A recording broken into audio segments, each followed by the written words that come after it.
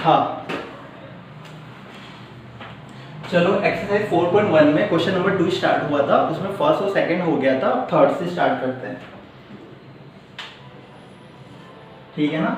अब यहाँ पर क्या है, एज वाला क्वेश्चन है। एज वाले क्वेश्चन को ध्यान से समझना और अपने ऊपर अप्लाई करके देखोगे ना, तो ये क्वेश्चन बहुत ही सिंपल है।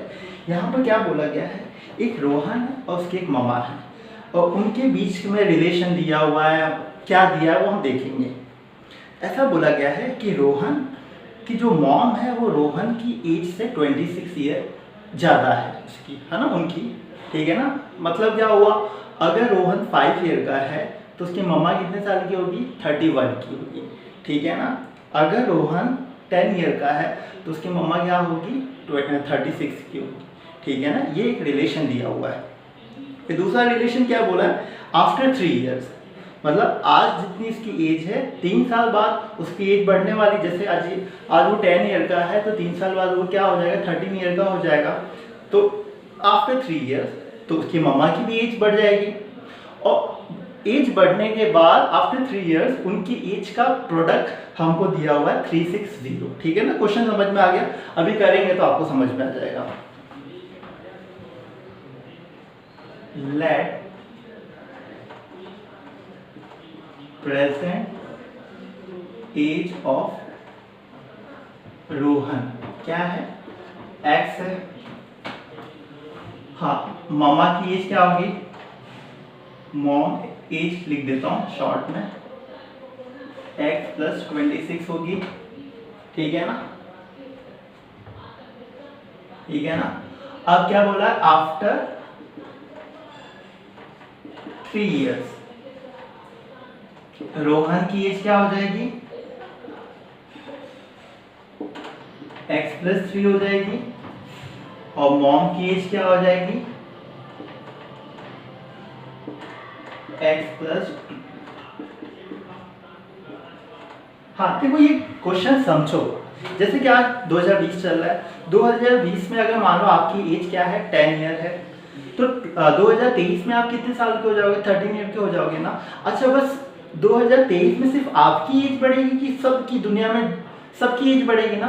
तो अगर रोहन की एज बढ़ेगी तो उसकी मम्मा की भी एज बढ़ने वाली है, तो मम्मा की भी एज 3 साल बाद क्या हो जाएगी, 3 साल में ऐड कर दूंगा, तो x प्लस 26 प्लस 3, मतलब यहाँ पर क्या हो जाएगा, x प्लस 29 हो जाएगा, ठीक है ना। यहाँ तक तो समझ में आ गया, x प्लस 29 कैसे आया। अब हमको दूसरा क्या स्टेटमेंट दिया हुआ है, प्रोडक्ट ऑफ एज दिया हुआ है, क्या दिया हुआ है, 360 लिखा हुआ है, ठीक है। अब चलो, प्रोडक्ट का मतलब क्या हुआ, रोहन की एज और उसकी मम्मा की एज के बीच में आपको क्या करना है, मल्टीप्लाई करना है।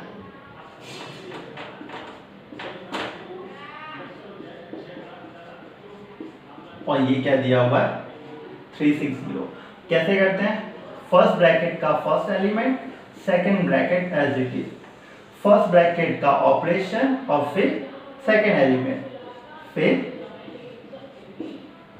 सेकंड ब्रैकेट, और यहाँ पर 360। x से मल्टीप्लाई होके x स्क्वायर होगा, 29 x से मल्टीप्लाई होके 29x हो जाएगा, 3 का x से 3x हो जाएगा, और 29 3 से मल्टीप्लाई होके क्या हो जाएगा, 87 हो जाएगा, और यहाँ पर क्या है, 360, x स्क्वायर प्लस 29x। हाँ, अब देखो 29 और 3 को मैं ऐड करूंगा तो क्या आ जाएगा, 32x हो जाएगा, और 87 माइनस 360।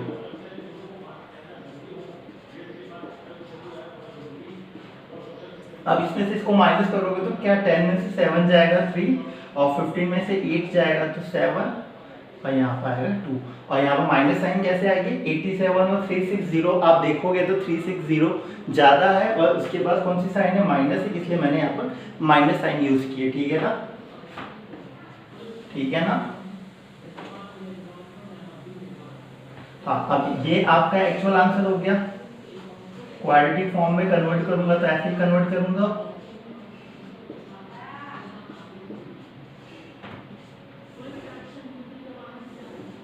ये आ गया मेरा आंसर। अब इसको आप कंपेयर करना है तो कर डालो, ठीक है ना। a does not equal to 0, ये बहुत इंपॉर्टेंट कंसेप्ट है, a does not equal to 0 का, ठीक है ना। ये क्वेश्चन हो गया, बस सिंपल सा क्वेश्चन था। अब आगे चलते हैं, क्वेश्चन नंबर 4 देखते हैं, ठीक है ना। हाँ, हाँ,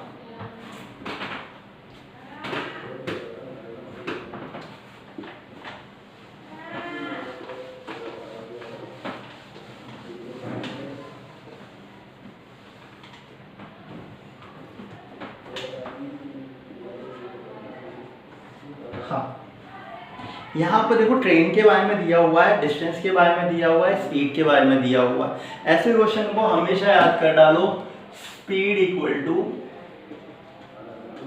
डिस्टेंस अपॉन टाइम। ये बात आपके दिमाग में बैठी होनी चाहिए, ठीक है ना। जब भी ऐसे क्वेश्चन आएगा तो ये कंसेप्ट तो आपको आना ही चाहिए।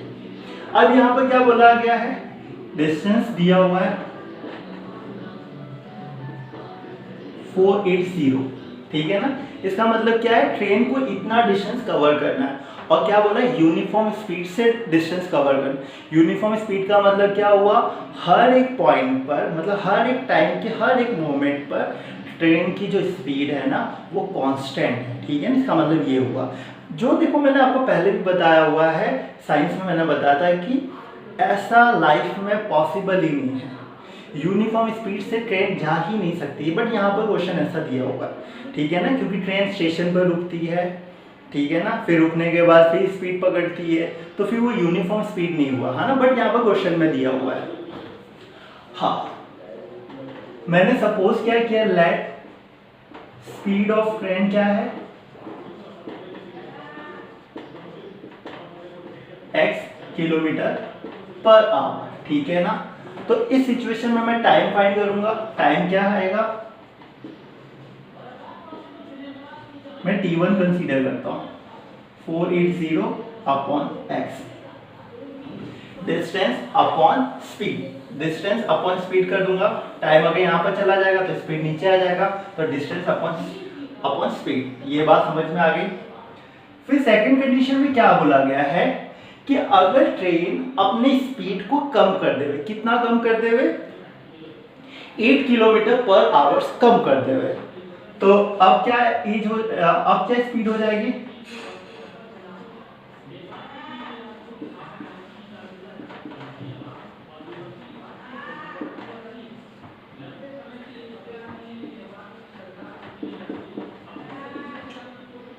क्या हो जाएगा, x माइनस 8 किलोमीटर पर आवर्स हो जाएगा।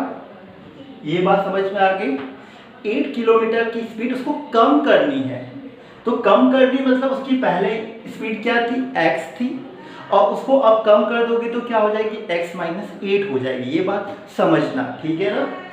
अगर वो उसकी स्पीड कम कर देगा तो जहां पर उसको पहुंचना है वो लेट पहुंचेगा, सिंपल सी बात है। अगर आप बहुत स्पीड से अपनी व्हीकल चलाते हो तो जहां पर भी आपको पहुंचना है फटाफट पहुंच जाओगे, बट आप अपनी स्पीड को कम कर दोगे तो आपको जहां पर पहुंचना है वहां पर ज्यादा टाइम लगेगा, ठीक है ना।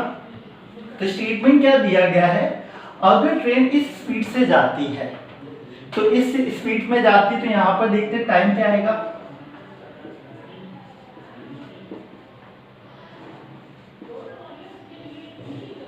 ठीक है, क्योंकि डिस्टेंस तो उसको उतना ही ट्रैवल करना है, बट उसने स्पीड अपनी क्या कर दी, कम कर दी है, ठीक है ना। अब देखो ऐसा करने से ये जहां पर पहुंचना था वो 3 आवर्स लेट से पहुंचती है, ठीक है ना। क्या होता है, 3 आवर्स लेट से पहुंचती है।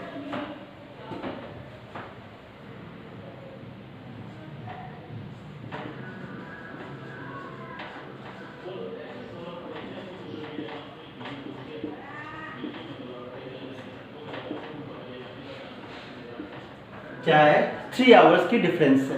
अच्छा ये बताओ यहाँ पर ज्यादा टाइम लगेगा कि यहाँ पर टाइम ज्यादा लगेगा, आप बोलोगे कि सेकंड सिचुएशन में टाइम ज़्यादा लगेगा। क्यों? अगर आप अपनी स्पीड कम कर दोगे तो अपने डेस्टिनेशन पहुंचने में आपको ज़्यादा टाइम लगेगा। अब अगर आप अपनी स्पीड को बढ़ा दोगे तो आपके डेस्टिनेशन पहुंचने में आपको कम टाइम लगेगा। ठीक है, तो difference is T2 minus T1 equal to क्या आ जाएगा? 3 आ जाएगा। ठीक है ना? कैसे आया? अब T2 की जगह T2 की वैल्यू रख देता हूँ।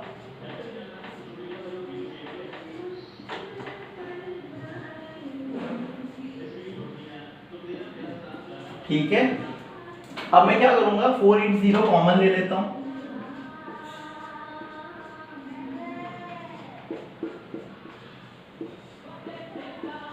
ठीक है, अब देखो यहाँ पर 4 इंटू 0 मल्टीप्लीकेशन में इक्वल टू के इस साइड जाएगा तो कहां पर हो जाएगा? डिवाइड में चला जाएगा। चलो मैं डिवाइड में ले लेता हूं।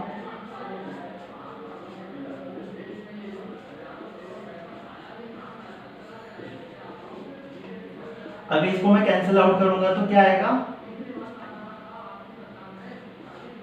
ये आ जाएगा। 3 को मैंने 3 और 4 इंटू 0 को मैंने कैंसिल आउट किया तो 3 1 जा 3 और 1 6 0 को आप 3 से मल्टीप्लाई करोगे तो 4 इंटू 0 आएगा। ठीक है ना? अब यहाँ पर देखो, मैं यहाँ पर लिख देता हूँ। अब यहाँ पर देखोगे तो यहाँ पर जो दो वैल्यू है इनके बीच में आपको माइनस ऑपरेशन लगाना है। और बट ये दोनों नंबर कैसे हैं? वेरिएबल है तो क्या हो गया, ये दोनों के दोनों नंबर फ्रिक्शन में दिए हुए हैं और फ्रिक्शन के बीच में जो भी ऑपरेशन है प्लस का हो या माइनस का, सबसे पहले आपको उसका डिनोमिनेटर देखना है। डिनोमिनेटर यहाँ पर दोनों अलग अलग है तो हमको डिनोमिनेटर कॉमन बनाना है। और डिनोमिनेटर कॉमन कैसे बनता है? एलसीएम की हेल्प से बनता है। देखो कैसे बनेगा।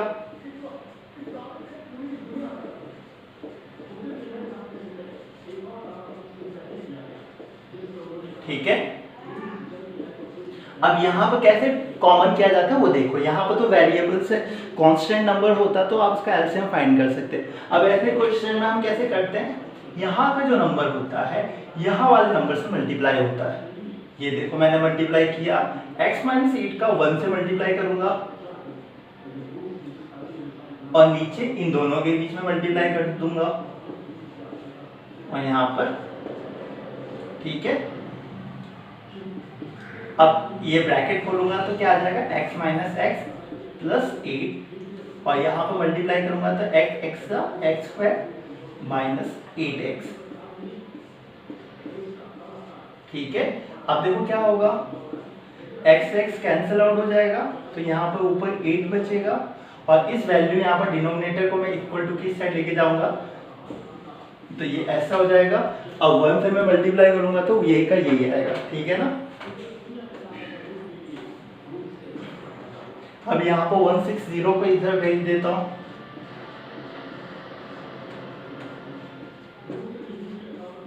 ये बात समझ में आ गई। अब चलो मल्टीप्लाई करता हूँ।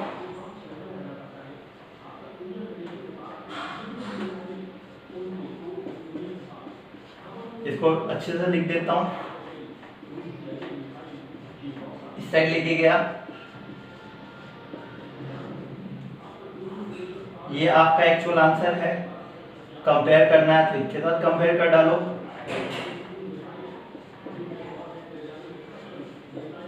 ठीक है ना? कर डालो।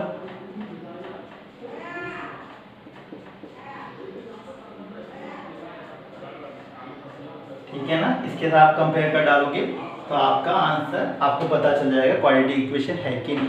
ठीक है ना? हमेशा देखो, कभी भी कोई वेरिएबल्स नेगेटिव है कि पॉजिटिव है वो कैसे डिसाइड होता है, उसका कोफिशिएंट देख के डिसाइड होता है। ठीक है ना? चलो ये दोनों क्वेश्चन हो गया। अब नेक्स्ट वीडियो में हम नेक्स्ट देखेंगे क्या होता है। ठीक है ना? चलो बाय।